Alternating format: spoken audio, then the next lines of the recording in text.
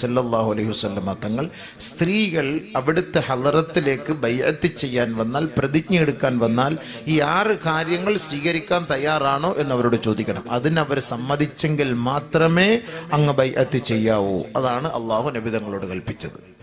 അപ്പം മുസ്ലിം സ്ത്രീകൾ പ്രത്യേകമായി ശ്രദ്ധിക്കേണ്ട ഒരു 6 കാര്യങ്ങളാണത്.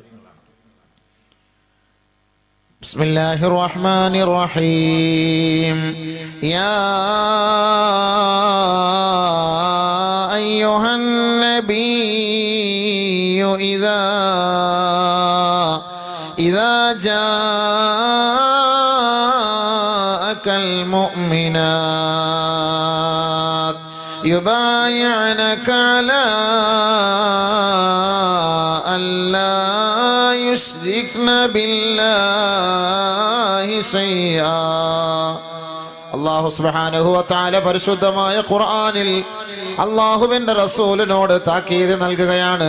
പ്രവാചകരെ, അവിടുത്തെ സദസ്സിലേക്ക് വിശ്വാസിനികൾ അങ്ങയെ ബൈഅത്ത് ചെയ്യാൻ കടന്നു വന്നാൽ അവർക്ക് അങ്ങ് നൽകേണ്ട ഉപദേശ നിർദ്ദേശങ്ങൾ അല്ലാഹു അറിയിച്ചു കൊടുക്കുകയാ.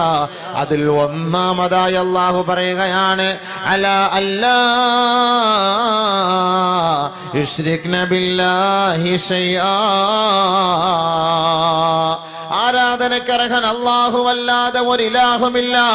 അവനെ മാത്രമേ ആരാധിക്കാവൂ. അവനാണ് സ്രഷ്ടാവ്, അവനാണ് നമ്മുടെ നാഥൻ, അവനാണ് നമുക്ക് ഭക്ഷണം നൽകുന്നവൻ, അവനാണ് നമ്മെ സഹായിക്കുന്നവൻ. അതുകൊണ്ട് പ്രവാചകരെ, അല്ലാ യുശ്രിക്ന ബില്ലാഹി ശൈആ, ആ അല്ലാഹുവിനെ അല്ലാതെ മറ്റൊരു വസ്തുക്കളെ ആരാധിക്കരുത് എന്ന് പ്രത്യേകം പറയണം. ശരി, എല്ലാം റെഡിയാക്കി വെക്കാൻ ആദ്യം ഒരു ഇല്ലേ, റൂട്ടിൽ കയറുന്നവരെ ഇച്ചിരി അങ്ങോട്ടും ഇങ്ങോട്ടും. ഒന്നാമത്തെ നിബന്ധന അതാണ്, ശിർക്ക് വെക്കാൻ പാടില്ല എന്നാ. സ്ത്രീകളെ നോക്കിയിട്ട് ഉപദേശിച്ചു, സ്ത്രീകളെ നോക്കിയിട്ട് അള്ളാന്റെ ഉപദേശം മനസ്സിലാക്കണം. ശിർക്ക് വെക്കാൻ പാടില്ല എന്ന്. പുരുഷന്മാരെ നോക്കിയിട്ടല്ല. അതൊരു എന്ത് പ്രത്യേകത ഉണ്ടാവും? കാരണം പെട്ടെന്ന് പെണ്ണുങ്ങളെല്ലാം ഓടിപ്പോകുന്ന പൂജാരി എടുത്താ എന്ത് കാര്യങ്ങൾക്കും. അതുകൊണ്ടായിരിക്കാമല്ലോ പെട്ടെന്ന് ഓടിപ്പോകുന്നത്. അത് തന്നെയാണല്ലോ. ഇന്ന് ഞാൻ വരുന്ന വഴിയിൽ മഗ്‌രിബ് നിസ്കരിക്കാൻ ഒരു പള്ളിയിൽ കയറി. അപ്പോൾ അവിടെ തൊട്ട് ഫ്രണ്ടിൽ ഈ നിലവിളക്ക് വെച്ച് ഹിന്ദുക്കൾ ഇങ്ങനെ പറഞ്ഞു കൊടുക്കുന്നൊരു സ്ഥലമാണ്. നോക്കിയപ്പോൾ 3 മുസ്ലിം പെണ്ണുങ്ങൾ നിൽക്കുന്നു. വണ്ടി കയറാൻ അവിടെ പോയിട്ട് വന്ന് നിൽക്കുകയാണ് വാതിൽ. പറഞ്ഞിട്ട് മഗ്‌രിബിന്റെ സമയത്ത് നിസ്കാരമില്ല, ഒന്നുമില്ല. ഇത് നോക്കാൻ വേണ്ടി ശുദ്ധമായ ശിർക്കല്ലേ. ആ നിലവിളക്ക് വെച്ചിട്ട് ഒരു മുശ്രിക്ക് പറഞ്ഞു കൊടുക്കുകയാണ്, നിന്റെ ഭർത്താവൻ അങ്ങനെയാണ്, നിന്റെ കെട്ടിയോ ഇങ്ങനെയാണ്, നിന്റെ കുടുംബത്തിൽ അങ്ങനെയാണ്, നിന്റെ വീട്ടിൽ ഇങ്ങനെയാണ്, നിന്റെ പപ്പായ്ക്ക് അങ്ങനെയാണ്, ഉമ്മാക്കാണ്, കച്ചവടം അങ്ങനെ ഇങ്ങനെയാണ്. ഇത് നമ്മൾ വിശ്വസിച്ചാൽ എന്തായി? മുശ്രിക്കല്ലേ? മുസ്ലിം ഇസ്ലാമിന്ന് പുറത്തു പോയില്ലേ? ഒരു ശുദ്ധ കാഫിർ പറയാണ്. അവര് വെച്ചിട്ട് നിലവിളക്ക് വെച്ചിട്ട് അവരുടെ വേദഗ്രന്ഥം തുറന്നു വെച്ചിട്ട് കുറെ വായിച്ചിട്ട് ഇങ്ങനെ പറഞ്ഞു തരുമ്പോൾ നമ്മൾ അവർക്ക് പൈസയും കൊടുക്കുന്നു, അവർ പറയും, നമ്മൾ വിശ്വസിക്കുകയും ചെയ്യുന്നു. ആദരവായ റസൂലുള്ളാഹി സ്വല്ലല്ലാഹു അലൈഹി വസല്ലമ തങ്ങൾ പറയുകയാ, കുല്ലു സാഹിരിൻ കാഫിർ. അലി റളിയല്ലാഹു റിപ്പോർട്ട് ഹദീസാണ്. സിഹ്ർ ചെയ്യുന്നവനല്ല, ഇങ്ങനെയൊക്കെ കൂടോത്രമൊക്കെ ചെയ്തവരത്തിനെ ഒതുക്കുക, തളയ്ക്കുക, തകർക്കുക, ഇവരെല്ലാം കാഫിറാണ്. നബീന റസൂലുള്ളാഹി റസൂൽ പറഞ്ഞ വാക്കാണ്. ഹബീബ് അലി റളിയല്ലാഹു റിപ്പോർട്ട് ഹദീസാണ്. ഹബീബുനാ ഷഫീഉനാ റസൂലുള്ളാഹി സ്വല്ലല്ലാഹു അലൈഹി വസല്ലമ തങ്ങൾ പറയുകയാണ്, സലാസത്തുൻ ലാ യദ്ഖുലൂനൽ ജന്ന ഔ കമാ ഖാല ഹബീബുനാ ഷഫീഉനാ റസൂലുള്ളാഹി. 3 വിഭാഗക്കാർ സ്വർഗ്ഗത്തിൽ പ്രവേശിക്കുകയില്ല. അവർക്ക് സ്വർഗ്ഗപ്രവേശനമില്ല. അവർ സ്വർഗ്ഗത്തിന്റെ പരിമളം ആസ്വദിക്കുകയില്ല. അതിൽ ഒരു വിഭാഗത്തെ അല്ലാഹുവിന്റെ റസൂൽ പറയുക, മുസദ്ദിഖുൻ ബിസ്സിഹ്രി, നിലവിളക്ക് വെച്ചിട്ട് അവരുടെ മുന്നിൽ പറഞ്ഞു കൊടുക്കുന്ന പ്രശ്നം നോക്കാൻ പോയി അവർ പറയുന്ന വാക്കുകളുണ്ടല്ലോ, അതിൽ വിശ്വസിക്കുന്ന നാരിമാരെ, സഹോദരിമാരെ, അവരെ നാളെ സ്വർഗത്തിൽ അല്ലാഹു പ്രവേശിപ്പിക്കുകയില്ല. നബീന റസൂലുള്ളാഹി. പെട്ടെന്ന് വിശ്വസിക്കുന്ന പെണ്ണുങ്ങളാണ്. പെട്ടെന്ന് ഇതിൽ ആണുങ്ങൾ അങ്ങനെ വിശ്വസിക്കില്ല. നിങ്ങൾ പോയി നോക്ക്, ഇതുപോലുള്ള സ്ഥലങ്ങളിൽ പോയി നോക്ക്, കൂടുതൽ ആണുങ്ങളാണോ പെണ്ണുങ്ങളാണോ പോയി നോക്ക്. ആണുങ്ങളായിട്ടൊരാൾ വരും, വണ്ടി ഓടിക്കാൻ ഡ്രൈവർ, ബാക്കി പെണ്ണുങ്ങളായിരിക്കും മൊത്തം കസ്റ്റമർ. വണ്ടി ഓടിക്കാൻ ഡ്രൈവർ അവനാണ്, അത് പെണ്ണില്ലല്ലോ, അവനെ പറ്റ വലിയ പാടായിരിക്കും. പറ്റുമെന്നുണ്ടെങ്കിൽ പിന്നെ പെണ്ണുങ്ങൾ കൂടുതൽ ഇതിന് പോകാൻ സമീപിക്കുന്നത് ജുമാടെ ദിവസമാണ്. ഇക്ക പള്ളിക്ക് പോകുന്ന സമയം നോക്കിയിട്ട് പെട്ടെന്ന് പോയി കാര്യം സഹിച്ചിട്ട് ഇക്ക വരുമ്പോഴേക്ക് തിരിച്ചു വിടത്തും. സിർക്കിന്റെ അടുക്കലേക്ക് അതാണ് സഹിക്കാൻ പറ്റാത്ത. മുശ്രിക്കായി പോലും മുസ്ലിം ഇസ്ലാമിന്ന് പുറത്തു പോവല്ലേ, ഇസ്ലാമിന്ന് പുറത്തു പോവല്ലേ. വഹബ് ബിൻ മുനബ്ബഹ് റളിയല്ലാഹു തആല അൻഹു പറയുകയാണ്, ഖറഅതു ഫീ ബഅദിൽ കുതുബി, ചില ഗ്രന്ഥം ഞാൻ പഠിച്ചു നോക്കിയപ്പോൾ ഞാൻ അതിൽ കാണുകയുണ്ടായി, യഖൂലുല്ലാഹു അസ്സ വജല്ല, അല്ലാഹു റബ്ബുൽ ഇസ്സത്ത് പറയുകയാണ്, ലാ ഇലാഹ ഇല്ലാ അനാ, ഞാനല്ലാതെ ഈ ഭൂലോകത്തിൽ ഒരു ഇലാഹ് ഇല്ലേ ഇല്ല, ലൈസ മിന്നീ ولا من سحر وليس مني من سحر ولا من سحر بي ولا من تكهن ولا من تكهن به ولا من تطير ولا من تطير به. അല്ലാഹു സുബ്ഹാനഹു വ തആല പറയാണ്, അല്ലാഹ് പറഞ്ഞതായിട്ടാ പറയുന്നത്, ഞാനല്ലാതെ ഒരു ഇലാഹില്ല, ഞാനല്ലാതെ ഒരു ആരാധ്യനില്ലേ ഇല്ല. എന്റെ അസ്തിത്വത്തിൽ എന്റെ വാക്കുകളെയും എന്റെ പ്രവൃത്തികളെയും ആരാണോ ഉൾക്കൊള്ളുന്നത്, ആരാണോ സ്വീകരിക്കുന്നത്, അവരാണ് എന്റെ ഇഷ്ടദാസന്മാർ, ദാസിമാർ. ആ ഇഷ്ടദാസന്മാരിൽ നിന്നും ദാസിമാരിൽ നിന്നും കുറെ ആളുകളെ ഞാൻ ഒഴിവാക്കി നരകത്തിന്റെ മക്കളാക്കി വെച്ചിട്ടുണ്ട്. അവരിൽപ്പെട്ടവരാണ് മൻ സഹറ വലാ മൻ സുഹിറ ബിഹി, സിഹ്ർ ചെയ്യുന്നവൻ, സിഹ്ർ ചെയ്യാൻ ആവശ്യപ്പെടുന്നവൻ, സിഹ്ർ ചെയ്യാൻ ആവശ്യപ്പെടുന്നവൻ. ഒരാളെ ഇടങ്ങേറാക്കാൻ വേണ്ടി അവനെ കാടമുട്ടയ്ക്കകത്ത് ഞാൻ ചെയ്തു തരാളിയ, നീ ഇത്ര രൂപ എനിക്ക് എന്നാ മതി, അവൻ ഇനിയും അവൻ ഗൾഫിലേക്ക് പോകില്ല, അവന്റെ ഒടുക്കത്തെ വരവായിരിക്കും, ഇനി അവൻ പോകില്ല ആ സംഭവം. അല്ലെങ്കിൽ പോയാലോ അവൻ എണീറ്റ് വരാതിരിക്കാനുള്ള പണി ഞാൻ ചെയ്തു തരാം. അളി എനിക്ക് കാര്യമായിട്ട് ചെയ്തത് ഹറാമ, ഇതെല്ലാം ചെയ്യുന്നത് ശരിയല്ല, എന്നാൽ അളി ഒരു 50,000 രൂപ പറഞ്ഞു, എന്തായാലും അള്ളാന്റെ ഭാഗത്ത് ഇടി കൊള്ളണം, ഒരു 50,000 രൂപ ദുനിയാവിലെങ്കിലും കിട്ടട്ടെ, കൊടുക്കും ആളുകൾ. കാര്യം സഹിക്കണം, അവനെ എങ്ങനെ ഒതുക്കണം. ഇത് കൊടുക്കുന്നവനും ഇത് ചെയ്യുന്നവനും രണ്ടുപേരും അള്ളാഹുവിന്റെ യഥാർത്ഥ ദാസന്മാരെ അല്ല, ചെയ്യാൻ പാടില്ല. ശിർക്കല്ലേ, അത് കഫറല്ലേ, അത് ശിർക്കാണത്, കുഫറാണ്. കുഫറിലേക്ക് കൊണ്ടു ഒരാൾ നമ്മളോട് എത്ര അക്രമം പ്രവർത്തിച്ചവനാകട്ടെ, നമ്മൾ എന്തിന് അവനെതിരെ നമ്മള് ഇല്ലല്ലാ റബ്ബേ പടച്ചവനെ നീ കാക്കണം, നീ നോക്കണം, എന്നെ ഇങ്ങനെയൊക്കെ കൈകാര്യം ചെയ്ത് നീ എന്താന്ന് വെച്ചാൽ തീരുമാനം എടുത്തു. യാ അല്ലാഹ് ഉഫവ്വിളു അംരീ ഇലല്ലാഹ്, ഉഫവ്വിളു അംരീ ഇലല്ലാഹ്, അല്ലാഹുവേ എന്റെ സകലമാന കാര്യങ്ങളും നിന്നിൽ ഞാൻ ഇത് അർപ്പിക്കുകയാണ് റബ്ബേ. അങ്ങോട്ട് വിട്ടാൽ മതിയല്ലോ, പടച്ചവൻ കാര്യങ്ങളെല്ലാം ഏറ്റെടുത്തുള്ളല്ലോ. അള്ളാഹെക്കാട്ടിലും വലിയ കഴിവൊന്നും മഖ്ലൂഖിക്ക് അല്ലാഹു തആല നൽകിയിട്ടില്ലല്ലോ. അതൊക്കെ പിശാചിന്റെ പണികളാണ്, ശൈത്താന്റെ പണികളാണ്. ശൈത്താൻ അങ്ങനെയാണ് ചെയ്യുന്നത്, പണി കൊടുക്കുന്നത് ശൈത്താനാണ്, അവന്റെ പണി അതാണ്, ശൈത്താന്റെ പണിയാണ്. അപ്പൊ ശൈത്താനെ വഴിപ്പെട്ടില്ലേ, ശൈത്താനെ വഴിപ്പെട്ടാൽ ആരായി മാറും? നരകത്തിന്റെ അവകാശിയായി മാറും. അള്ളാഹെ വഴിപ്പെടാത്തവനാണ് ഇബ്ലീസ്, അള്ളാഹെ വഴിപ്പെടാത്തവനാണ് ഇബ്ലീസ്. ബഹുമാനമുള്ള സഹോദരങ്ങളെ, ഞാനൊരു ചോദ്യം ചോദിക്കട്ടെ നിങ്ങളോട്. ഇബ്ലീസ് ആവാനുള്ള കാരണം എന്താ? ഇബ്ലീസ് ആകാനുള്ള കാരണം എന്താ? എന്താ ഇബ്ലീസ് എന്ന് പറഞ്ഞാൽ എന്താണ് അതിന്റെ അർത്ഥം? ദുനിയാവിൽ ലോകത്ത് വെച്ച് ആദ്യമായിട്ട് മരിച്ച വ്യക്തി ആര് എന്ന് ചോദിച്ചാൽ എന്തായിരിക്കും നമ്മുടെ മറുപടി? ആദ്യമായിട്ട് ലോകത്ത് മരിച്ച ആളാരാ നമ്മൾ ചോദിച്ചാ ആരാണെന്ന് മറുപടി അറിയാ? ഞാൻ ചോദിക്കുന്നില്ല, നമ്മൾ പെട്ടെന്ന് പറയുന്ന വാക്കെന്താ? ഹബീൽ അല്ലേ? ഹബീലല്ലേ ആദ്യമായിട്ട് മരിച്ചത്? ഇല്ലയോ? ലോകത്ത് ആദ്യമായിട്ട് മരിച്ച ഹബീലല്ലേ? ഇല്ലയോ?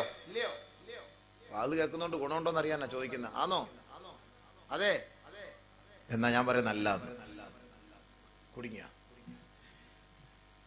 അല്ല എന്ന് പറഞ്ഞ ഇപ്പൊ ഞാൻ നിങ്ങൾക്ക് എന്തെങ്കിലും ചെയ്യാൻ പറ്റുമോ? ഞങ്ങൾ പറയുന്ന വാത് നിങ്ങൾ കേട്ടോണം, മിണ്ടാൻ പാടില്ല.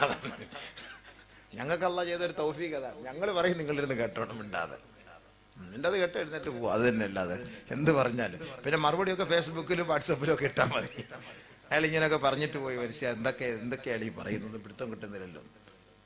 ഞാൻ പറഞ്ഞ വാക്കല്ല കേട്ടോ, ഞാനല്ല പറയുന്ന വാക്ക്, ഞാനല്ല. ഇതൊക്കെ പറയുന്നത് അള്ളാഹുവാണ്.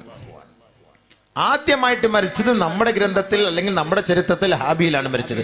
ഹാബീല് ഹാബീലിനെ കൊന്നു. ഒരു പെണ്ണിന്റെ വിഷയത്തിലാ അടി, അവിടെ മൂലം തുടങ്ങുക പെണ്ണിന്റെ കാര്യം. ഇന്ന് ഒരുപാട് പ്രശ്നങ്ങൾ നാട്ടിലുണ്ടാകുന്ന പെണ്ണിന്റെ വിഷയത്തിലല്ലേ? ഇല്ലേ? ഭർത്താവിനെ വഞ്ചിക്കുന്നതും ഭർത്താവിനെ കൊല്ലുന്നത്, ഭാര്യ അടക്കം കാമുകനോട് ചേർന്ന് മകളെയും മക്കളെയും ഭർത്താവിനെയും കൊല്ലുന്നത് എന്തിന്റെ പേരിലാണ്? പെണ്ണിന്റെ വിഷയത്തിലാണ്, പെണ്ണിന്റെ പേരിലാണ്. ഇത് തുടക്കം കുറിച്ചതാണ് ആദമിന്റെ മക്കളാണ്, ഖാബീൽ ഹാബീൽ. അവിടെ വെച്ചാണ് അതാണ് തുടക്കം കുറിച്ചത്, അവിടെ മുതലെയാണ്. ആ തുടക്കം ഇപ്പോഴും നടന്നുകൊണ്ടിരിക്കുകയാണ്. ഇനി അത് മഹിസർ വരെ കാണുവാടി സംഭവം, ഖിയാമത്ത് നാൾ വരെ അത് കാണുന്ന സംഭവം.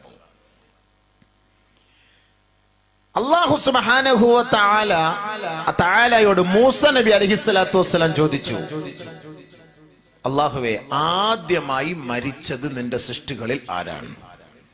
നിന്റെ സൃഷ്ടികളിൽ വെച്ച് ആദ്യമായി മരിച്ചത് ആരാണ്? അല്ലാഹു തആലയോട് മൂസ നബി അലൈഹിസ്സലാത്തു വസ്സലാം ചോദിച്ചു. അപ്പൊ അല്ലാഹു സുബ്ഹാനഹു വ തആല മറുപടി പറഞ്ഞു, أوحى الله إلى موسى يا موسى أول مات من خلقي أول من مات من خلقي إبليس. അള്ളാഹു പറഞ്ഞ മറുപടിയാണ്, അള്ളാഹ് മൂസാ നബിക്ക് പറഞ്ഞ മറുപടിയാണ്. ആദ്യമായിട്ട് എന്റെ സൃഷ്ടികളിൽ നിന്ന് മരിച്ചവൻ ഇബ്ലീസാണ്, ഇബ്ലീസാണ്. എന്താ അങ്ങനെ പറയാൻ കാരണം? അള്ളാഹ് വീണ്ടും പറയാൻ, ഇന്നമാ വഹുവ അസാനി, അവൻ എനിക്ക് എതിര് പ്രവർത്തിച്ചവനാണ്, എന്നെ ധിക്കരിച്ചവനാണ്, എനിക്കെതിരെ ധിക്കാരം പ്രവർത്തിച്ചവനാ.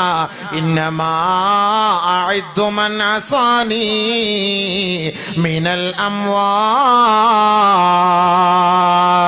എന്നെ ധിക്കരിക്കുന്നവർ, എന്റെ വാക്കിനെ സ്വീകരിക്കാത്തവർ, ഞാൻ പറയുന്ന വഴികളെ അംഗീകരിക്കാത്തവരെ ഞാൻ മരിച്ചവന്റെ കൂട്ടത്തിലാണ് പെടുത്തുക മൂസ.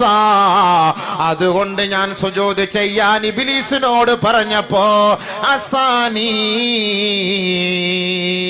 അബാ വസ്തക്ബറ വകാന മിനൽ കാഫിരീൻ, അവൻ അഹങ്കരിച്ചു, അവൻ നിഷേധിച്ചു, അവൻ പ്രൗഢി നടിച്ചു, അവൻ ധിക്കരിച്ചു, ധിക്കാരിയായി. അപ്പോൾ ഞാൻ അവനെ കുഫാറുകൾ പെടുത്തുകയും അവനെ ഞാൻ മരിപ്പിക്കുകയും ചെയ്തു മൂസ. അല്ലാഹ് ഇവിടെ ഉപയോഗിച്ച വാക്ക് ഇന്നമ അഇദ്ദു മൻ അസാനി മിനൽ അംവാത്, എനിക്കെതിരെ പ്രവർത്തിക്കുകയും എന്നോട് പാപം ചെയ്യുകയും ചെയ്യുന്നവനെ ഞാൻ മരിച്ചവന്റെ കൂട്ടത്തിലാണ് പെടുത്തിയിരിക്കുന്നത്. അപ്പൊ നമ്മളെല്ലാം മരിച്ചവരല്ലേ? മരിക്കാത്ത ഒരാൾ കൈവക്ക്.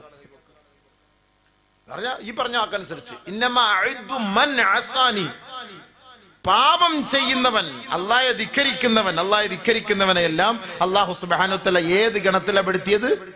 ശവം, ശവം. പാപം ചെയ്യാത്തവൻ, പാപം ചെയ്യുന്നവർ മുഴുവനും അല്ലാഹു തആല പറഞ്ഞ വാക്കാണ്, അവരെല്ലാം പാപികളാണ്, പാപികളാണ്. അങ്ങനെ പാപികളായവന്റെ ഹൃദയം മരിച്ചുപോയി. അപ്പൊ ഇബ്ലീസാണ് ആദ്യമായിട്ട് മരിക്കുന്നത്, ഇബ്ലീസാണ് ആദ്യമായിട്ട് മരിക്കുന്നത്.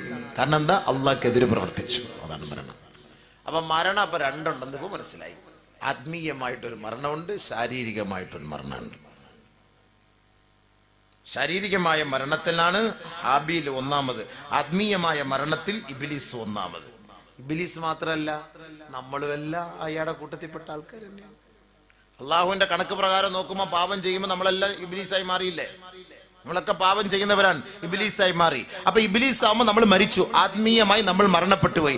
ഈ മരിച്ച നമുക്കൊരു പുനർജന്മം വേണമല്ലോ, അതിനെന്താ വഴി? അതിനെന്താണ് വഴി? മഹാനായ ഈസാ നബി അലൈഹിസ്സലാത്തു വസ്സലാം പറയുകയാണ്, ലയ്യലിജ മലകൂതസ് സമാവാതി വൽ അർദ് മല്ലം യൂലദ് മറത്തൈൻ, രണ്ട് പ്രാവശ്യം ജനിക്കാത്തവൻ സ്വർഗലോകത്ത് പ്രവേശിക്കുകയേ ഇല്ല. മഹാനായ ഈസാ നബി അലൈഹിസ്സലാത്തു വസ്സലാം പറയുകയാണ്, രണ്ട് പ്രാവശ്യം ജനിക്കണം സ്വർഗത്തിൽ കയറണമെങ്കിൽ. ഒന്ന് യഥാർത്ഥ മരണം, ഒന്ന് യഥാർത്ഥമായ മരണം. അങ്ങനെ യഥാർത്ഥമായി അവൻ ജീവിച്ചു, അതവൻ സ്വർഗത്തിലാണ്. രണ്ടാമത്തെ മരണം എന്താണ്? അവൻ പാപം ചെയ്തപ്പോൾ അവൻ ആത്മീയമായി അവന്റെ ഹൃദയം മരിച്ചുപോയി. ഇനി അവന്റെ ഹൃദയത്തെ പുനർജീവിപ്പിക്കാനുള്ള ഒരേ ഒരു വഴി എന്താണ്? അൽ ഹജ്ജ്. എന്താ ഹജ്ജ് കൊണ്ട്? മൻ ഹജ്ജ വലം യർഫുസ് വലം യഫ്സുഖ് رجعك يوم ولدته أمه أو كما قال رسول الله. ഒരശ്ലീലതയില്ലാതെ, ഒരനാവശ്യ വർത്തമാനമില്ലാതെ, ഒരധർമ്മം പ്രവർത്തിക്കാതെ ഹജ്ജിന്റെ മാസത്തിൽ അള്ളാന്റെ നാട്ടിൽ വന്ന് ആരാണോ ഹജ്ജ് ചെയ്തത്, അവൻ മടങ്ങുമത്രേ. കയൗമ വലദതുഹു ഉമ്മുഹു, ഇന്ന് അവന്റെ ഉമ്മ പ്രസവിച്ച കുഞ്ഞിനെ പോലെ, ഒരു പാപം പോലും ചെയ്യാത്ത കുട്ടിയെ പോലെ മടങ്ങുമെന്ന് ഹബീബുനാ റസൂലുള്ളാഹി. അപ്പൊ ആത്മീയമായി അവൻ ജനിച്ചു, രണ്ടാമത് പുനർജന്മമായി. മരിച്ചിട്ടാണല്ലോ നമ്മൾ ഹജ്ജിന് പോകുന്നത്, പാപം ചെയ്തിട്ടല്ലേ ഹജ്ജിന് പോകുന്നത് അല്ലേ? ഈ പാപം ചെയ്തിട്ടാണ് ഹജ്ജിന് പോകുന്നത്. ഹൃദയം മരിച്ചുപോയി, ഹൃദയം മരിച്ചു. ഈ മരിച്ച ഹൃദയത്തെ പുനർജീവിപ്പിക്കണം. പുനർജീവിപ്പിച്ചെങ്കിൽ സ്വർഗത്തിൽ പ്രവേശിക്കുള്ളൂ. ഈസ നബി അലൈഹി സ്വലാത്തു വസ്സലാം പറഞ്ഞ വാക്കാണ്. അങ്ങനെ പുനർജനിക്ക് വേണ്ടിയുള്ള ഒരു പണിയാണ് ഹജ്ജ്. പുനർജനിക്കാനുള്ള ഒരു വഴിയാണ് ഹജ്ജ്. ആത്മീയമായി അവൻ ജനിക്കുകയാണ്, അവൻ ജീവിക്കാൻ. ഒരുപാട് ഹദീസ് ഖുർആനിൽ അല്ലാഹുവിന്റെ റസൂൽ പറയുന്നുണ്ട്, റജഅക യൗമ വലദതുഹു ഉമ്മുഹു, റജഅക യൗമ വലദതുഹു ഉമ്മുഹു. ഹജ്ജിന്റെ കർമ്മങ്ങളിൽ കൂടുതലും അല്ലാഹ് പറയുന്ന വാക്കെന്താ? റജഅക യൗമ വലദതുഹു ഉമ്മുഹു, റജഅക യൗമ വലദതുഹു ഉമ്മുഹു. ഇന്നവന്റെ ഉമ്മ പ്രസവിച്ചവനെ പോലെയാണ്, ഇന്നവന്റെ ഉമ്മ പ്രസവിച്ചവനെ പോലെയായി മടങ്ങി വരും എന്ന് പറഞ്ഞവൻ ഉഫ്റലഹു എന്നങ്ങ് പറഞ്ഞാൽ പോരെ? അങ്ങനല്ല പറഞ്ഞത്. ഇന്നവന്റെ ഉമ്മ അവനെ പ്രസവിച്ചവനെ പോലെയാണ്. പ്രസവിക്കപ്പെട്ട കുട്ടി തെറ്റ് ചെയ്യാത്ത കുട്ടിയാണ്, പാപം ചെയ്യാത്ത കുട്ടിയാണ്. പാപം ചെയ്ത മനുഷ്യന്റെ ഹൃദയം ചത്തുപോയി. ആ ചത്തുപോയ മൃതശരീരത്തെ പുനർജീവിപ്പിക്കാനുള്ള ഒരേ ഒരു വഴി ഹജ്ജ്. ഹജ്ജ് അല്ലാതെ മറ്റൊരു മാർഗമില്ല. ഹജ്ജ്, അതാണ് ഹജ്ജ്. അതാണ് ഹജ്ജിന്റെ ഉത്സാരം. ഹജ്ജിന് പോകാതെ പിടിച്ചു വെച്ചിരിക്കും. നമ്മൾ പൈസ എല്ലാം പിടിച്ചു വെച്ചിട്ട് പാവത്രയും ചെയ്തിട്ട് പിടിച്ചു വെച്ചിരിക്കാം. 3 ലക്ഷം രൂപ. അള്ളാഹ്, ഈ ഓണത്തിന് 3 ലക്ഷം രൂപ കച്ചവടം ചെയ്ത് കഴിഞ്ഞാൽ അളിയ 6 ലക്ഷം രൂപ കിട്ടത്തില്ല. നമുക്ക് അടുത്ത വർഷം ഇൻഷാ അല്ലാഹ് പോകാം. ഹജ്ജിന് പോകാൻ സാമ്പത്തികമുള്ളവർ ഉഡായിപ്പ് നയം നടിക്കും. ഉഡായിപ്പ് നയം എന്താ പറയാ? പെണ്ണിനെ കെട്ടിക്കാനുണ്ട്, വീട് വെക്കാനുണ്ട്, ഇച്ചിരി 1-2 ബാധ്യതകളോടുണ്ട് അളിയ, അതെല്ലാം കൂടെ ഒന്ന് തീർന്നിട്ട് ഇൻഷാ അല്ലാഹ് നമുക്ക് പോകാതെ നിയത്ത്. ശ്രദ്ധിച്ചോ? അങ്ങനെ പറയുന്ന ഒരു ഒറ്റ ഹദീസ് ഞാൻ പറഞ്ഞുതരാം. ഒരു ഹദീസ് ശ്രദ്ധിച്ചു, അല്ലാഹുവിന്റെ റസൂലിന്റെ വാക്ക വേണമെങ്കിൽ ശ്രദ്ധിച്ചാൽ മതി. ആദരവായ റസൂലുള്ളാഹി സ്വല്ലല്ലാഹു അലൈഹി വസല്ലമ തങ്ങൾ പറയുകയാണ്, മാ മിൻ അബ്ദിൻ യദഉൽ ഹജ്ജ ലിഹാജത്തിൻ മിൻ ഹവായിജിദ് ദുനിയാ ഇല്ലാ റുയൽ മുഖല്ലഫീൻ إلا رؤيا المخلفين قبل أن يقضي تلك الحجة أو كما قال رسول الله. ആദരവായ റസൂലുള്ളാഹി തങ്ങൾ പറയുകയാണ്, സാമ്പത്തികമായി കഴിവുണ്ടായിട്ട് ഹജ്ജ് ചെയ്യാനുള്ള വഴിയുണ്ടായിട്ട് ഏതെങ്കിലും ഒരു ഉഡായിപ്പ് ന്യായം പറഞ്ഞ് കാരണം പറഞ്ഞ് പിന്നീടത്തേക്ക് പോകാമെന്ന് ഹജ്ജിനെ നിങ്ങൾ മാറ്റിവെച്ചാൽ അവനെ ഇസ്ലാമിക വീക്ഷണത്തിൽ കാണപ്പെടുന്നത് മുതഖല്ലഫീങ്ങളിൽ പെട്ടവനാണ്. അതായത് ഇസ്ലാമിന് വേണ്ടി ധർമ്മസമരത്തിലെ പങ്കാളിത്തം വഹിക്കുമ്പോ യുദ്ധമുഖത്ത് നിന്ന് പിന്തിരിഞ്ഞോടുന്നവരുണ്ടല്ലോ, വിരണ്ടോടുന്നവരുണ്ടല്ലോ, അവർ നാളെ നരകത്തിലാണ്. അതേറ്റവും വലിയ ശിക്ഷയാ. ആ ഗണത്തിൽ അല്ലാഹു ഉൾപ്പെടുത്തുന്നത് സാമ്പത്തികമായി പണമുണ്ടായിട്ട് ഹജ്ജിന് പോകാതെ മറ്റൊരാവശ്യത്തിന് വേണ്ടി നാളേക്കെന്ന് പറഞ്ഞ് മാറ്റിവെച്ചാൽ ഇവരെ ആ ഇനത്തിൽ പെടുത്തുമെന്ന് നബിയുനാ റസൂലുള്ളാഹി. ഇല്ലാ റുയ അൽ മുഖല്ലഫീന ഖബ്ല അൻ യഖ്ളിയ തിൽകൽ ഹജ്ജ. പിന്തിരിഞ്ഞോടുന്നവർ അള്ളാഹുവിന് വേണ്ടി ഹജ്ജിന് പോകാതെ അടുത്താൽ മോളെ കെട്ടിക്കട്ടെ, കുഞ്ഞിനെ കെട്ടിക്കട്ടെ, കുഞ്ഞു വളരട്ടെ, വീട് വെക്കട്ടെ, അത് പകുതിയിൽ 4 പില്ലറിലായിരിക്കും, ഇനി ഒന്നുകൂടെ ആകട്ടെ, ഫസ്റ്റ് നമ്മൾ ഫ്ലോർ ആക്കിയിട്ട് പോയി ഇതൊന്നും പണി അള്ളാന്റെ അടുക്ക് നടക്കൂല, നമ്മുടെ അടുക്ക് ഇതൊക്കെ നടക്കുക. ഇനി അള്ളാന്റെ മറ്റൊരു പണി കേൾക്കണോ? ആരെങ്കിലും ഇനി ഇപ്പൊ ഇങ്ങനെ ഒരു നിയമം അനുസരിച്ച് അങ്ങനെ അവന്റെ പണി അങ്ങനെ തുടങ്ങാനാണ് അവന്റെ പ്ലാൻ എങ്കിൽ അള്ളാഹ് അവന് കൊടുക്കുന്ന പണി എന്നറിയോ? അവന്റെ ജീവിതത്തിൽ ഹജ്ജിന് പോകാൻ പറ്റൂല. അവന്റെ ദുനിയാവിൽ അള്ളാഹു തആല ഒരുപാട് പണി അവന്റെ തലമണ്ടലോട്ട് കെട്ടിവെക്കും. وما من عبد يدع الحج وما من عبد يظن نفقته فيما يرضي الله إلا അൻഫഖഹു അളാഫഹാ ഫീമാ യുസ്ഖിതില്ലാ ഔ കമാ ഖാല റസൂലുള്ളാഹി. അല്ലാഹുവിന്റെ മാർഗത്തിൽ സമ്പത്ത് ഉണ്ടായിട്ട് അത് റബ്ബിന്റെ മാർഗത്തിൽ ചെലവ് ചെയ്യാതെ അവൻ പിടിച്ചു വെച്ച് പിശുക്ക് കാണിച്ച് ലുബ്ദ് കാണിച്ചാൽ ഇല്ല അൻഫഖ അളാഫാ ഫീമാ യുസ്ഖിതില്ലാ, അവൻ പിടിച്ചു വച്ചതിനേക്കാൾ ഇരട്ടി ഇരട്ടി ഈ ദുനിയാവിൽ അല്ലാഹു അവനെ കൊണ്ട് ചെലവ് ചെയ്യിപ്പിക്കാതെ അല്ലാഹു അവനെ ഈ ഭൂലോകത്ത് നിന്ന് മരിപ്പിക്കുകയേ ഇല്ല. ഈ ദുനിയാവ് അവന്റെ തലയിൽ നിന്ന് മാറാത്ത വിധത്തിൽ ഈ ഭൂലോകത്ത് അല്ലാഹു വലിയ ജോലി അവനെ ഏൽപ്പിക്കുമത്രേ. ഹബീബ് റസൂലുള്ളാഹി. ഹജ്ജിന് പോകാനുള്ള വഴിയുണ്ട്, സാമ്പത്തികം കൊണ്ട് എല്ലാം ഉണ്ടായിട്ട് ഹജ്ജിന് പോകാതിരുന്ന അള്ളാഹു ഒരുപാട് പണി അവന്റെ തലമണ്ടലിട്ട് ഏൽപ്പിച്ചേക്കും. നീച്ചോ വീട് വെക്കാൻ അള്ളാഹ് ഏൽപ്പിക്കും. വീട് ഒരു കാലത്തും വെച്ചാലും തീരൂല വീട്. إذا أراد الله بعبد سرا أحضره اللبنا والتين حتى يبنى أو كما قال رسول الله. ദുനിയാവിൽ വെച്ച് ഒരാളെ അള്ളാഹു നിന്ദിക്കാനും അവന്റെ മേൽ ശർറക്കാനും അള്ളാഹുവിന്റെ തീരുമാനം വന്നാൽ കുറെ കല്ലും കട്ടയും മെറ്റിലും സിമന്റും അവന്റെ തലമണ്ടയിലേക്ക് അള്ളാഹു ഇട്ടുകൊടുക്കുമത്രേ. ഹത്താ യബ്നാ, അവൻ അതിങ്ങനെ പണി കഴിപ്പിച്ചുകൊണ്ട് അവന്റെ ജീവിതം മുന്നോട്ട് കൊണ്ടുപോകും. ഒരിക്കലും ആ പണി അവസാനിക്കുകയേ ഇല്ല. ഇതാണ് അള്ളാന്റെ പണി. അതാണ്. ഇനി അല്ലെങ്കിൽ ഏതെങ്കിലും രോഗം കൊടുക്കും പെണ്ണുപിള്ളയ്ക്ക്, കൊണ്ടുപോകും ആശുപത്രിയിൽ. നിന്റെ പണി അത് തന്നെയാണ്. പിന്നെ ഒരു കാലത്ത് ഹജ്ജിന് പോകാൻ പറ്റൂല. കാരണം എന്താ? ഒന്നീ ഇവള് മരിക്കണം. കാരണം എന്നും ഇവളെ ആശുപത്രി കൂടെ ഞാനല്ല, വേറെ ആരുമില്ല. ആഫിയത്തുള്ള സമയത്ത് ഹജ്ജിന് പോകാൻ പറഞ്ഞിട്ട് പോയില്ല. നിന്റെ മരിച്ചു നിന്നെ ഒന്ന് ജീവിപ്പിക്കാൻ ഉള്ള ഒരു പണി തരാന്ന് പറഞ്ഞു. നീ പോയില്ല, അന്ന് പോയില്ല. അപ്പൊ നീ പൊയ്ക്കോ ആശുപത്രി മെഡിക്കൽ കോളേജ് കയറി ഇറങ്ങും. അപ്പൊ അവ നിരാശനായി മാറും. അള്ളാന്റെ അടുത്ത് കളി വേണ്ട. പൈസ ഉള്ളവൻ വണ്ടി വിട്ടോളി, അടുത്ത വർഷം പോയി ഒന്ന് ജീവിപ്പിച്ചോണ്ട് പോവാ. അപ്പൊ ചത്തിരിക്കുക നമ്മളെല്ലാരും ചത്തിരിക്കുകയാണ്. മൊത്തം പേരും ചത്തിരിക്കുകയാണ്. കാരണം അള്ളാഹു സുബ്ഹാനഹു വ തആല നമ്മളെ ജീവിപ്പിക്കാൻ വേണ്ടി അള്ളാഹു ഒരുപാട് നിഅമത്തുകൾ പരിശുദ്ധമായ മക്കയിൽ വെച്ചിട്ടുണ്ട്, കഅബയിൽ വെച്ചിട്ടുണ്ട്. നമ്മൾ എന്തിനത് കളയണം? ഈ പാവപ്പെട്ട പെണ്ണുങ്ങളെ കൂടെ കൂട്ടിയിട്ട് പോ. വെറുതെ കറങ്ങാൻ പോകുന്ന സമയം കൊണ്ട് അങ്ങോട്ടേക്ക് പോ. അവിടെ പോട്ടെ, കാണട്ടെ. അൽ കഅബതു മഹ്ഫൂഫത്തുൻ ബിസബഈന അൽഫിൻ മിനൽ മലായിക. 70,000 മലക്കുകളെ കൊണ്ട് പരിശുദ്ധമായ കഅബ പൊതിയപ്പെട്ടിരിക്കുകയാ. യസ്തഗ്ഫിറൂന ലിമൻ താഫ ബിഹാ വലിമൻ സല്ലാ ബിഹാ ഔ കമാ ഖാല റസൂലുള്ളാഹി. ആ കഅബയെ ആരാണോ തവാഫ് ചെയ്യുന്നത് അവർക്ക് വേണ്ടി 70,000 മലക്കുകൾ ഇതാ തസ്ബീഹ് ചൊല്ലുകയാണ്, ഇസ്തിഗ്ഫാർ ചെയ്യുകയാണ്. ആ കഅബയുടെ പൂമുഖത്ത് നമസ്കരിക്കുന്നവർക്ക് വേണ്ടി 70,000 മലക്കുകൾ സലാത്ത് ചൊല്ലുകയാണ്. 70,000 മലക്കുകളെ കൊണ്ട് ആ കഅബ പൊതിഞ്ഞിരിക്കുന്നത്. എപ്പോഴും അവരവിടെ തന്നെ കാണും. ആ കഅബയിൽ എപ്പോഴും അവർ തന്നെയാണ്. 70,000 മലക്കൾ ആ കഅബയെ പിടിച്ച്, അതിന് അവരുടെ മുകളിലെ നമുക്ക് പിടിക്കാൻ പറ്റുള്ളൂ. 70,000 മലക്കൾ ഉണ്ടാവും. അവരെപ്പോഴും നമുക്ക് കൊണ്ട് ഇങ്ങനെ ദുആ ചെയ്തുകൊണ്ടിരിക്കുകയാണ്. അല്ലാഹ് പുറത്തോടുള്ള വരുന്നവൻ പാവപ്പെട്ടനുള്ള സാധുക്കളാണല്ലോ. പുറത്തോടുള്ള ഇതാണ് കഅബ.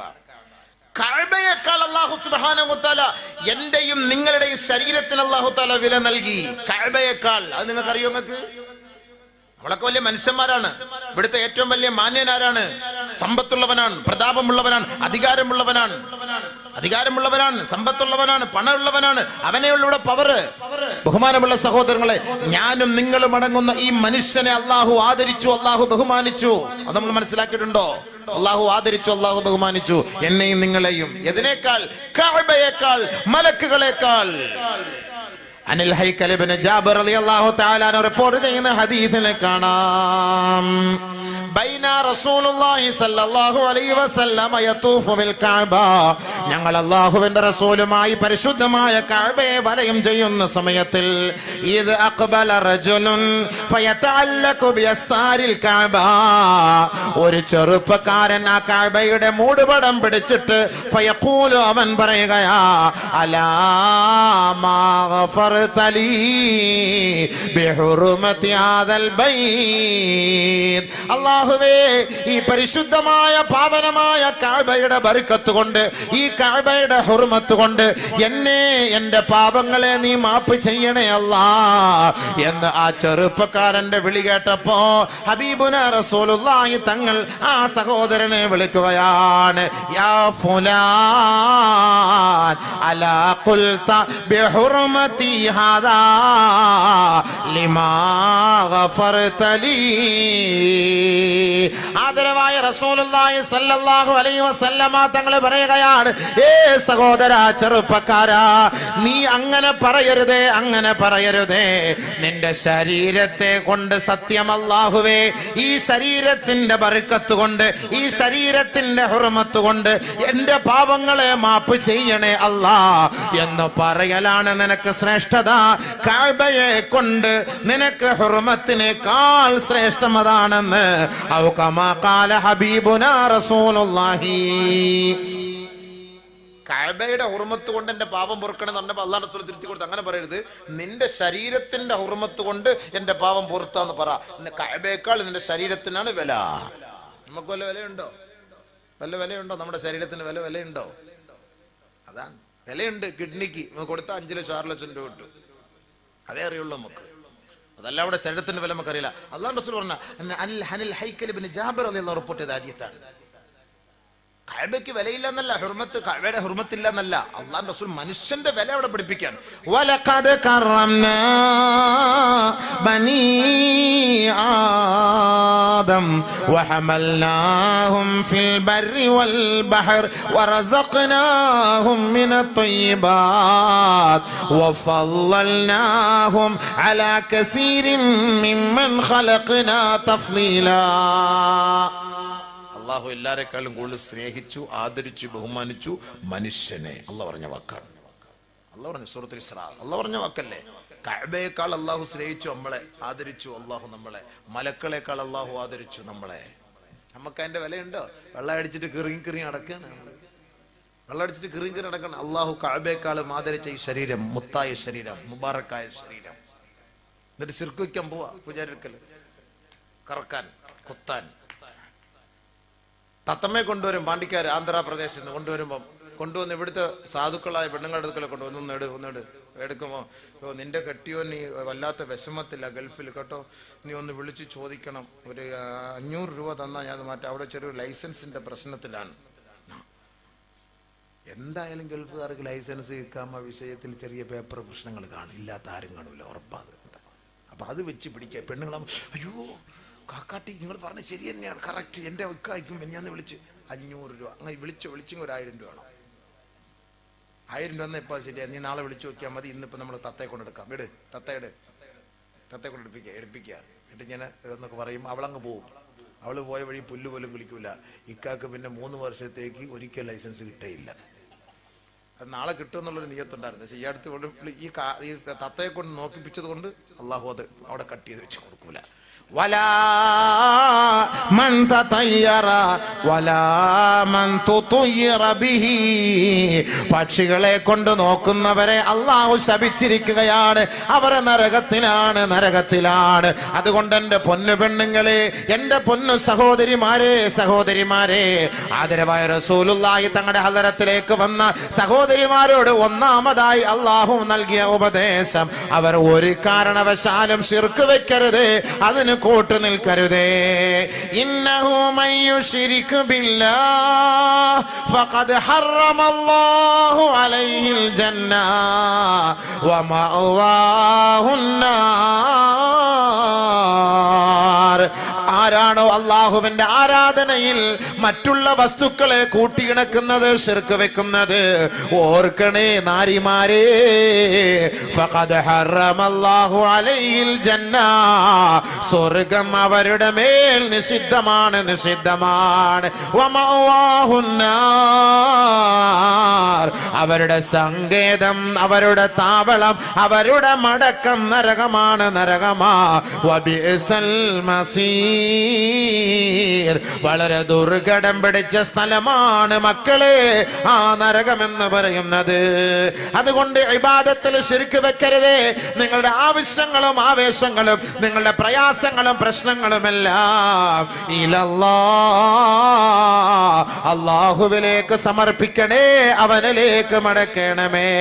ഫമൻ കാന യർജു ലിഖാ റബ്ബി ഫൽയഅമൽ അമലൻ സാലിഹാ വലാ യുശ്രിക് ബിഇബാദത്തി റബ്ബിഹി അഹദാ. നാളെ റബ്ബിന്റെ തിരുമുഖം കാണാൻ ആർക്കാണ് കൊതിയില്ലാത്തത്? ആ റബ്ബിനെ കാണാൻ ആർക്കാണ് താല്പര്യമില്ലാത്തത്? വുജൂഹു യൗമഇദിൻ നാളിറാ ഇലാ റബ്ബിഹാ നാളിറാ. നാളെ രണ്ട് വിഭാഗം മുഖമല്ലേ മഹ്ശറിന്റെ മൈതാനിയിലേക്ക് കൊണ്ടുവരിക. ഒന്ന് വളരെ വിരൂപമായ വളരെ മോശമായ കോലത്തിലുള്ള കറുത്ത് കരിവാളിച്ച ഇരുണ്ട മുഖമാണ് വരിക. യൗമ തബിയല്ലു വജൂഹ് വതസ്വദ്ദു വജൂഹ് ഫഅമ്മല്ലദീന ബിയല്ലതു വജൂഹും ഫഫീ റഹ്മത്തില്ലാഹ് ഹും ഫീഹാ ഖാലിദൂൻ. ഒരു വിഭാഗം മുഖം അതാ പ്രസന്നമായിരിക്കും, പ്രസാദമായിരിക്കും, അവിടെ പ്രകാശം കൊണ്ട് ജ്വലിക്കും. അവർ സദാ അല്ലാഹുവിന്റെ പൊരുത്തത്തിലും തൃപ്തിയിലുമായിരിക്കും. ഒരു വിഭാഗം ആളുകളുടെ മുഖം കറുത്ത് കരുവാളിച്ചിരിക്കും അത്രേ. അവരോട് ചോദിക്കുകയാണ്, അകഫർതും ബഅദ ഈമാനിക്കും, അകഫർതും ബഅദ ഈമാനിക്കും. ഉമ്മാന്റെ ഗർഭാശയത്തിൽ നിന്ന് പുറത്തേക്ക് വന്നപ്പോ നിന്റെ വലത് കാതിൽ തൗഹീദിന്റെ നാമമല്ലേ നീ കേട്ടത്? ഇടത് കാതിലും തൗഹീദിന്റെ നാമമല്ലേ നീ കേട്ടത്? പക്വതയായി പാകതയെത്തി നീ വളർന്ന് വലുതായി നിന്റെ ജീവിതത്തിൽ കുറച്ച് പ്രശ്നങ്ങൾ വന്നപ്പോ അല്ലാഹുവിനെ മറന്നിട്ട് വിശ്വാസത്തെ പണയപ്പെടുത്തി അവിശ്വാസത്തിലേക്ക് ശിർക്കിലേക്ക് പോയില്ലേ? നീ അനുഭവിക്കടോ, അനുഭവിക്കടോ, അനുഭവിക്കടോ. അകഫർതും ബഅദ ഈമാനിക്കും. അല്ലാഹു പാവനമായ പവിത്രമായ ഈമാൻ നൽകിയിട്ട് കേവലം അമ്പലത്തിന്റെയോ ക്രൈസ്തവ ചർച്ചിന്റെയോ ബുദ്ധവിഹാരത്തിന്റെയോ ഗുരു മന്ദിരത്തിന്റെയോ മുന്നിൽ കൊണ്ടുപോയി സമർപ്പിച്ച് ഈമാനിനെ പണയപ്പെടുത്തിയവരല്ലേ? ഫദൂഖൂ, ഈ ശിക്ഷ നിങ്ങൾ രുചിക്കണേ, രുചിക്കണേ. അല്ലാഹുവിന്റെ തീരുമാനം അനുഭവിച്ചു. മുഖമൊക്കെ വികൃതമായ കോലത്തിൽ വരും, വല്ലാത്ത കോലം. ഇവിടെയൊക്കെ വെക്കുമ്പോ നല്ല രസാ. മരിച്ചെടുക്കും നമ്മൾ പറയും, അളിയാ മുഖം കണ്ടോ, എന്ത് രസം കാണാൻ. നമ്മളൊക്കെ പറയുന്ന വാക്കാണ്, ആ മുഖം കാണാൻ എന്ത് രസാ. അത് നല്ല രസമൊക്കെ തന്നെയാ. ഈ ഇന്നത്തെ രസമല്ല നോക്കണ്ടേ, നാളെ വരുന്ന രസമാണ് നോക്കേണ്ടത്. ഖബറിൽ നിന്ന് എഴുന്നേറ്റ് വരുന്ന രസമാണ് നമ്മൾ നോക്കേണ്ടത്. നമ്മൾ താത്താമാര് പോവാ സിർക്കിന്റെ മുന്നിൽ നിലവിളക്കും കൊലുത്തിക്കൊണ്ട് അമ്പലത്തിൽ കൊണ്ടുപോയിട്ട് അവിടെയും കൊണ്ട് നിറച്ചു നിർന്ന് എൻ്റെ മുന്നിൽ തവാഫും ചെയ്തിട്ട് അടക്കാണ്. തവാഫ് ചെയ്യാൻ പോവാ. ഈ ദുനിയാവിൽ തവാഫ് ചെയ്യാൻ ഒരേ ഒരു സ്ഥലം അള്ളാഹു പറഞ്ഞിട്ടുള്ളത് പരിശുദ്ധമായ കഅബ. ആ കഅബയല്ലാതെ ഒരു മഖ്ബറയ്ക്കും തവാഫ് ചെയ്യരുത്, ഒരു മന്ദിരത്തിനും തവാഫ് ചെയ്യരുത്, ഒരു മസ്ജിദിനും തവാഫ് ചെയ്യരുത്, ഒരു ഉമ്മാക്കും തവാഫ് ചെയ്യരുത്, ഒരു ഔലിയായ്ക്കും തവാഫ് ചെയ്യരുത്, ഒരു ശൈഖിനും തവാഫ് ചെയ്യരുത്. ആരെങ്കിലും പറയട്ടെ, എവിടെയെങ്കിലും ഏതെങ്കിലും ഫിഖ്ഹിന്റെ കിതാബിലോ ഹദീസിലോ ഖുർആനിലോ ഈ ദുനിയാവിലെ കഅബയല്ലാതെ മറ്റൊരു വസ്തുക്കൾക്ക് തവാഫ് ചെയ്യാൻ ഒരവസരം സ്ഥലമുണ്ടെന്ന് ആരെങ്കിലും ഉലമാക്കൾ പറയട്ടെ? എവിടെയെങ്കിലും പറയട്ടെ. പരിശുദ്ധമായ കഅബയല്ലാതെ മറ്റൊരു സ്ഥലത്തും തവാഫ് ചെയ്യാൻ അവകാശമില്ല. ഭീമാപ്പള്ളിയിൽ പോകുമ്പോൾ പുട്ടുകുറ്റിക്കകത്ത് കുറെ സാധനം എടുത്തു വെച്ച് അതിന്റെ മുകളിൽ കുറെ തിരിയും കത്തിച്ചു വെച്ച് തവാഫ് ചെയ്യുക. ഭീമാപ്പള്ളിയെ തവാഫ് ചെയ്യുവാൻ, ഭീമാപ്പള്ളിയെ തവാഫ് ചെയ്യുവാൻ നമ്മുടെ താത്താമാര് പോവാണ്. താത്താമാർ അവിടെയും താത്താമാർ എന്തിനാ? മക്കൾ ഉണ്ടാകാൻ വേണ്ടിയിട്ട്, അല്ലെങ്കിൽ മറ്റെന്തെങ്കിലും ആവശ്യത്തിന് ഇക്ക വരാൻ വേണ്ടിയിട്ട്. എവിടെ പറഞ്ഞു? ആര് പറഞ്ഞു? ഏത് മദ്ഹബിന്റെ ഇമാമിങ്ങൾ പറഞ്ഞു? ഏത് കിതാബിൽ പറഞ്ഞു? ഏത് സാലിഹിങ്ങൾ പറഞ്ഞു? ഏത് ആരിഫിങ്ങൾ പറയുന്നുണ്ട്? പരിശുദ്ധമായ കഅബയെ തവാഫ് അല്ലാതെ ഈ ഭൂലോകത്ത് ഒരു വസ്തുക്കളെ തവാഫ് ചെയ്യാൻ അള്ളാഹു അനുവദിച്ചിട്ടില്ല, അവന്റെ റസൂലും അനുവദിച്ചിട്ടില്ല. അങ്ങനെ ആരെങ്കിലും ചെയ്യുന്ന പക്ഷം മുശ്രിക്കാണ്, അവൻ കാഫിറാണ്. അവൻ പെട്ടെന്ന് അവൻ ഷഹാദത്ത് കലിമ ചൊല്ലി തൗബ ചെയ്യട്ടെ. ഇല്ലെങ്കിൽ അള്ളാഹുവിന്റെ റസൂല് പറഞ്ഞത് പ്രകാരം നാളെ നരകത്തിലാണ്. ഖുർആനിന്റെ ആശയ പ്രകാരം അവൻ നാളെ നരകത്തിലാണ്. തവാഫ് അള്ളാഹുവിന്റെ കഅബയ്ക്ക് മാത്രം. അതുകൊണ്ടാണ് ഭയങ്കരമായ പ്രതിഫലം വെച്ചിരിക്കുന്ന കഅബയ്ക്ക് തവാഫ് ചെയ്യുന്നവർക്ക്. നാളെ പരിശുദ്ധമായ ഹജ്ജിന് പോകുന്നവർ ആദ്യമായിട്ട് ചെയ്യേണ്ടത് തവാഫാണ്. അവിടെ കൂടുതൽ ചെയ്യേണ്ടത് തവാഫാണ്. നബിയുനാ റസൂലുള്ളാഹി സ്വല്ലല്ലാഹു അലൈഹി വസല്ലമ തങ്ങൾ പറയുകയാണ് ഇസ്തഗ്ഫിറൂ മിനത് തവാഫി ബിൽ ബൈത്ത് ഫഇന്നഹു മിൻ അജല്ലി ശൈഇൻ ഇൻദ സുഹുഫികും തജിദൂനഹു ഔ കമാ ഖാല റസൂലുള്ളാഹി. നാളെ നമ്മുടെ വലത് കൈയിൽ ഗ്രന്ഥം നൽകപ്പെടുന്ന ദിവസത്തിൽ ആ ഗ്രന്ഥം തുറന്നു നോക്കുമ്പോ അത് നിന്റെ വലത് കൈ ലഭിക്കണോ, മീസാനിൽ ഭാരം കൂടണമോ, സ്വർഗത്തിന്റെ വഴികളിലേക്ക് തെളിക്കണമോ, ഇസ്തഗ്ഫിറൂ മിനൽ ബൈത്തി തവാഫാ, നിങ്ങൾ പരിശുദ്ധമായ കഅബയെ തവാഫ് ചെയ്യണേ, അത് അധികരിപ്പിക്കണേ, അധികരിപ്പിക്കണേ, നിങ്ങളുടെ ഏടുകളിൽ അത് ഭാരം കൂട്ടുമെന്ന് നബിയുനാ റസൂലുള്ളാഹി സ്വല്ലല്ലാഹു അലൈഹി വസല്ലം. അതിനാണ് തവാഫ് ചെയ്യാൻ പറയുന്നത്. അവിടെ പോയിട്ട് നിസ്കരിക്കലല്ല, അവിടെ പോയിട്ട് തവാഫാണ് കൂടുതൽ ചെയ്യേണ്ടത്. അതുകൊണ്ട് ആദ്യമായിട്ട് നമ്മൾ പോയാൽ എന്താ, കഅബയെ കണ്ട ഉടനെ ആദ്യം ചെയ്യുന്ന തവാഫാണ്, പിന്നെയാണ് നിസ്കാരം. മഖാം ഇബ്രാഹിം നിസ്കാരം, ആദ്യം തവാഫാണ്. തവാഫ് കൂടുതൽ ചെയ്യണം. അവിടെ ഏറ്റവും കൂടുതൽ ഇഷ്ടം 60 റഹ്മത്ത് ഇറങ്ങുന്നത് തവാഫ് ചെയ്യുന്നവർക്കാണ്. ദിവസം 120 റഹ്മത്ത് ഇറങ്ങും കഅബയിൽ. 60 റഹ്മത്ത് തവാഫ് ചെയ്യുന്നവർക്ക്, 40 റഹ്മത്ത് നിസ്കരിക്കുന്നവർക്ക്, 20 റഹ്മത്ത് കഅബയെ നോക്കിക്കൊണ്ടിരിക്കുന്നവർക്ക്. വെറുതെ നോക്കിക്കൊണ്ടിരുന്നാൽ മതി, 20 റഹ്മത്ത് അവർക്ക് കിട്ടും. അവരുടെ ATM-ലേക്ക് 20 റഹ്മത്ത് അള്ളാഹ് ഇറക്കി കൊടുത്തോണ്ടേയിരിക്കും. ആൾക്കാർ കഅബ അവിടെയല്ലാതെ വേറെ തവാഫ് ചെയ്യാൻ പറ്റൂല. നമ്മുടെ പെണ്ണുങ്ങന്മാരുടെ താരത്തിലും പറയും, പെണ്ണുങ്ങൾ പറയും, നീ പോയിട്ട് ഈ വിളക്കം പിടിച്ചുകൊണ്ട് ഇത്രയിടത്ത് നീ അമ്പലത്തിന് 3 ചുറ്റി വാന്ന് പറഞ്ഞു കഴിഞ്ഞാൽ അവൾ പോയി ചുറ്റും. അവളെ കൊണ്ടുവന്ന് നമ്മുടെ പള്ളിയിൽ കൊണ്ടു നടക്കും. ആരെ? സവീന ബീവിയെ, സലീന ബീവിയെ കൊണ്ടു നടക്കും. പാവം പിടിച്ച ഏതെങ്കിലും കാക്കാടെ അരുകത്തുള്ള കവർ അവിടെ കിട്ടുന്ന ഇടി ഇയാൾക്ക് പോലും കിട്ടും. ഇപ്പം തിറങ്ങുന്ന ഉപ്പുപ്പായ്ക്ക് പോലും 6-ാം മലയ്ക്ക് ചെറിയൊരു ശതം. അതെന്താ? അത് അവിടെ അടിയുടെ എഫക്റ്റ് ഇവിടെ അടിച്ചുകൊണ്ടിരിക്കുകയാണ്.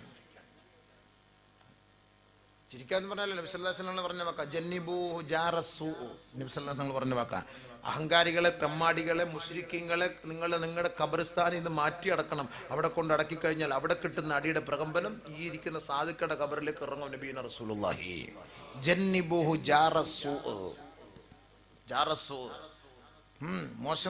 മോശമായവരുടെ മയ്യത്ത്, മദ്യപാനിയുടെ മയ്യത്തൊന്നും പള്ളിക്കാട്ടിൽ കൊണ്ട് അടക്കാൻ പാടില്ല. അടക്കിയ പ്രശ്നമാണ്. ഞാൻ പറഞ്ഞ വാക്കല്ല, എന്നോട് ദേഷ്യപ്പെടില്ല നിങ്ങൾ. അല്ലാഹുവേ, അല്ലാഹുവിന്റെ റസൂലിന്റെ വാക്കാണ്. അവിടെ കൊണ്ട് അടക്കി കഴിഞ്ഞാൽ എന്താ സംഭവിക്കുന്നത്? അവിടുത്തെ ശിക്ഷ മറ്റുള്ളവർക്കും കിട്ടുമെന്നാണ്. അവർക്ക് കിട്ടുന്നതിന്റെ അംശാൽ. ഇപ്പോൾ ഒരു ട്രെയിൻ നമ്മൾ പോയാൽ തന്നെ ആ പരിസരം താമസിക്കുന്ന വീടെല്ലാം ഒന്ന് മൊത്തത്തിൽ ഔലിയാടെ വീടും കുലുങ്ങും, തങ്ങളുടെ വീടും കുലുങ്ങും, ഷേഖിന്റെയും കുലുങ്ങും, മുരീദിന്റെയും കുലുങ്ങും, എല്ലാവരുടെയും കുലുങ്ങും. അല്ലേ? എല്ലാവരെയും കുലുങ്ങൂലേ? കുലുങ്ങുമ്പോൾ എല്ലാവരെയും കുലുങ്ങും. എല്ലാം ഒരേപോലെ തന്നെയാണ്, അത് വ്യത്യാസമൊന്നുമില്ല. അത് നമ്മുടെ പള്ളിയിലെ ഉസ്താദ് അയാളുടെ വീട്ടിൽ കുലുക്കണ്ട, ബാക്കി എല്ലാവരെയും കുലുക്കിക്കൊണ്ട് പോകാമെന്ന് പറയാൻ പറ്റും. അങ്ങനൊന്നും പറയാൻ പറ്റില്ല. കുലുങ്ങുമ്പോൾ മൊത്തത്തിൽ കുലുങ്ങാണ്. കുനിഞ്ഞാൻ കൂടെ കുനിഞ്ഞാന്ന് പറഞ്ഞ പോലെ സംഭവം മൊത്തത്തിലാണ് സംഭവം. അതങ്ങനെയാണ്. വത്തഖൂ ഫിത്ന ലാ തുസീബന്ന അല്ലദീന ളലമൂ മിൻകും ഖാസ്സ. പ്രത്യേകമായ ഒരു വിഭാഗത്തിന് മാത്രമല്ല ശിക്ഷ ഇറങ്ങുന്നത്, ശിക്ഷ ഇറങ്ങും, മൊത്തത്തിൽ ഇറങ്ങും. അതുകൊണ്ട് നിങ്ങളത് സൂക്ഷിക്കണേ, അതുകൊണ്ട് നിങ്ങളത് സൂക്ഷിക്കണേ. അല്ലാഹു തആല പറഞ്ഞ വാക്കാണ്.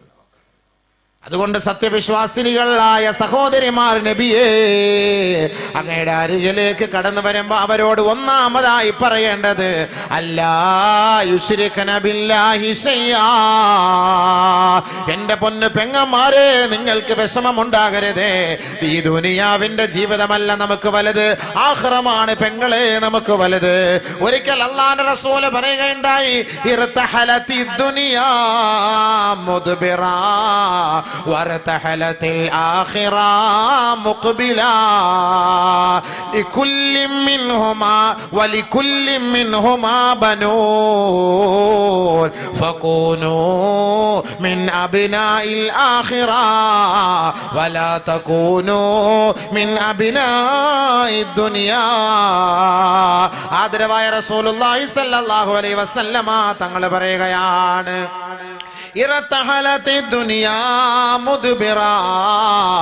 എല്ലാ ദിവസവും ദുനിയാവ് പുറകോട്ട് പോയിക്കൊണ്ടിരിക്കുകയാണ്, തീർന്നു പോയിക്കൊണ്ടിരിക്കുകയാണ്, അവസാനിച്ചു കൊണ്ടേയിരിക്കുകയാണ് പെങ്ങളെ.